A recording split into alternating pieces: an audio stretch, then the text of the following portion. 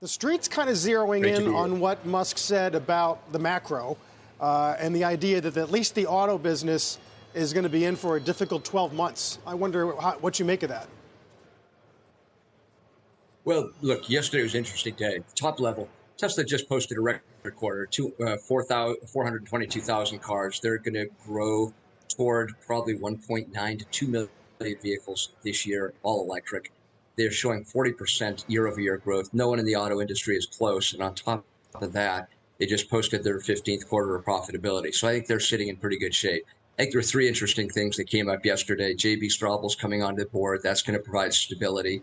Elon did acknowledge China is increasingly where the biggest competition is coming. Firms like BYD, SAIC, Geely that not every American is familiar with.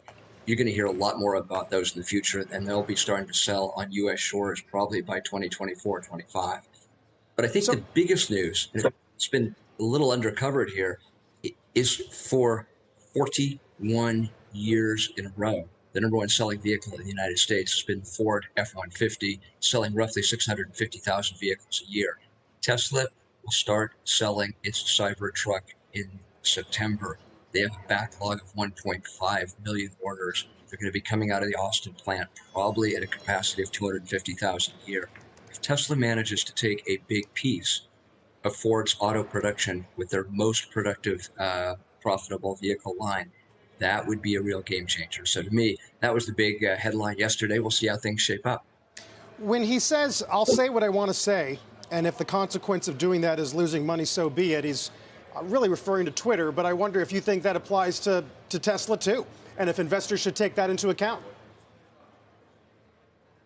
Well, look, I've known Elon for 25 years, and if nothing else, he's brilliant and he's unpredictable. So I think he does say exactly what he thinks at that time, and the board will have to decide if he ever oversteps his boundaries. But so far, it's hard to argue with the performance of Tesla.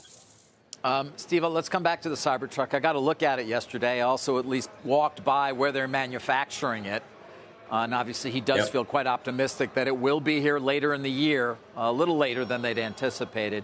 It's a new manufacturing process. I mean, what are your ultimate expectations? Because it's different than anything out there from a design standpoint as well. Well, I won't be buying one, but who cares what I think? The reality is Ford has made a pretty darn good F-150 to take on the legacy and hopefully bring those young EV truck buyers with them. Rivian has a pretty good vehicle in the market, but Ford only managed to sell 16,000 of these units last year. It's all about production. I think they may double or triple those sales volumes this year, but Tesla has experienced manufacturing, the others don't. Their facility could do 250,000 units a year. I have a hunch they'll probably come in at about 25 or 40,000 this year. But next year, I think it'll be over 200,000. If they execute on that, there's going to be some real pressure on Ford stock. We'll see if they can ramp up manufacturing. We know the demand's there, 1.5 million orders in the queue. Even if a third of them go away, I think Tesla's Cybertruck could be a game changer. We'll see. How do we read, Steve, the move, the openness to advertising, which he talked about there with David? Because on one hand, great, it could unlock more sales. That's bullish. But on the other, it does make you think Tesla's acting more like a traditional automaker. It never had to advertise because it was in a league of its own on demand, and that was reflected in the valuation. But there's three things going on here. This is a really interesting point. I've got mixed feelings about it because, number one, Elon has done something that just nobody has done before. He's created probably one of the top 10 brands on the planet while spending zero advertising dollars. Business schools are going to be talking about that one for decades.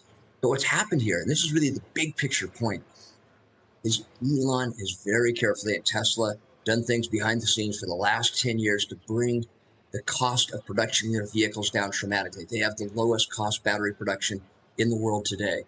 They have roboticized their production lines so their vehicles cost less to produce than anybody else. And they're the first to really get serious about selling over-the-air software features, which drops profitability to the bottom line.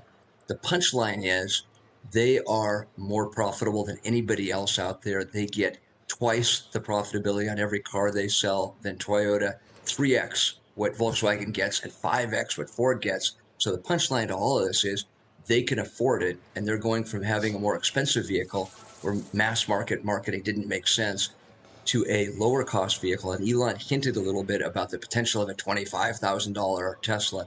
If that happens, they're going to be in a league of their own. And yeah, he probably should be advertising with the beer commercials on the Super Bowl. We'll see. The white rabbit that everyone's trying to chase, and as some say. Steve, really fascinating and great to get your reaction to David's interview. Thanks. Steve Wesley.